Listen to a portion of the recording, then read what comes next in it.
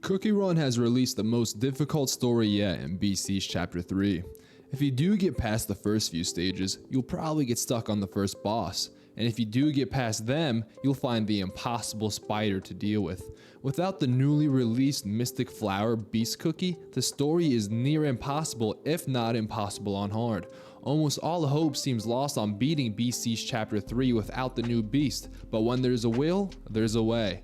I may not be Will, but I am BakerBarry, and today I'll be showing you how to beat Chapter 3 of Beast Yeast on hard mode without Mystic Flower Cookie.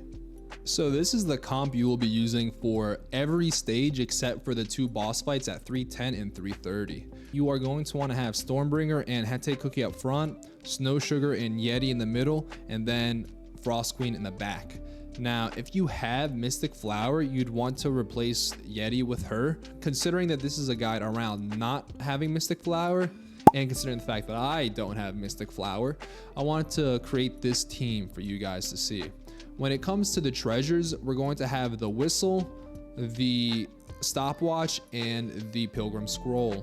Now, when it comes to these cookies, the basic thing is you just need to have Snow Sugar's Magic Candy at plus 10.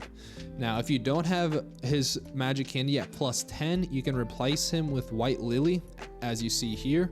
But the issue with that is starting at stage 324, White Lily can't provide the stun that is needed to keep the enemies at bay. But once 324 starts, the crowd is just too overwhelming for White Lily to handle. When it comes to the toppings for the team, for Stormbringer, we're going to have all apple jelly. And then for the Biscuits, you're going to want to focus on crit.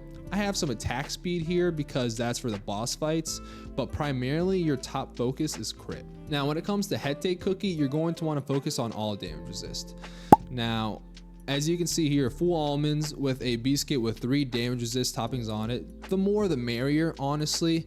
It's very variable on how strong your Hete Cookie is and what else that you have promoting it. Such as if you have a Mystic Flower Cookie, you will have much less problems with Hete Cookie surviving because he gets such a big boost. With Snow Yeti Cookie, we're going to be taking a different approach than the normal one. We're going to be going as much cooldown as possible. Now, if you can get cooldown and attack substats on your Biscuit, that's great. When it comes to Icicle Yeti, ideally you want 30.6%. Now, with the toppings, you should be able to get to 20% pretty easily, so a 10.6% from the Biscuit isn't too difficult for the average player to manage. When it comes to Snow Sugar Cookie, you're going to want him to focus on cooldown. Now, the reason why is, as I mentioned earlier, stunning is key. Without stunning, your cookies will be overwhelmed and you will lose. So focus on Swift Chocolate for the toppings and cooldown and damage resist for the Biscuits.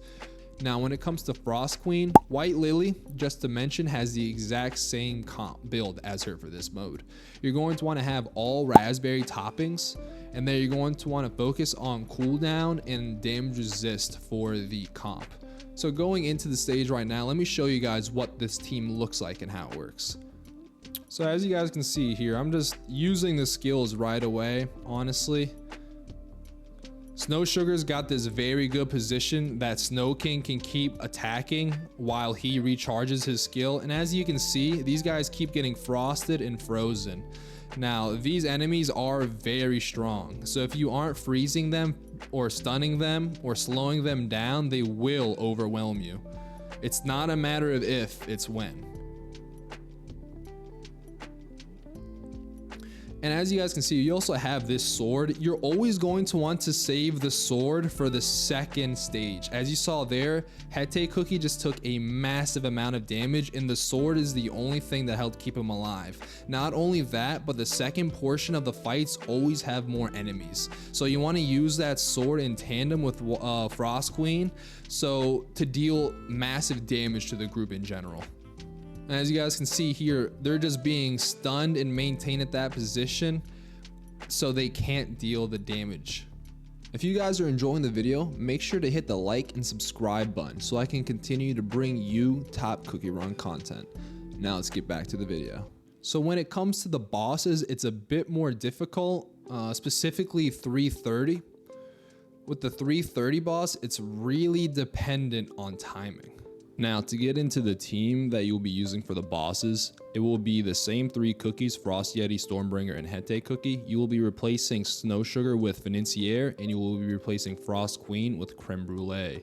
The only other switch is that you will be putting in the robes as opposed to the Pilgrim Scroll. Looking at how Financier and Creme Brulee are built, for Financier, you need to have the magic candy at least level 10.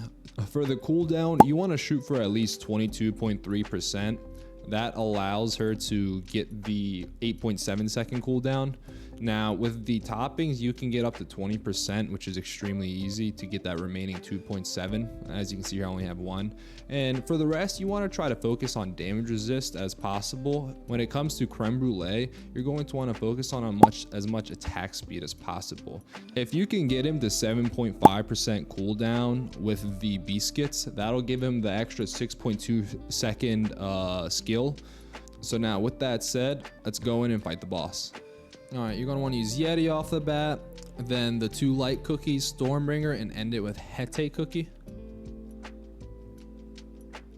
And then make sure to use everyone's skill. Well, not everyone. Use Financiers, Stormbringers, Yetis, and Creme Brulee skill immediately for this part of the stage.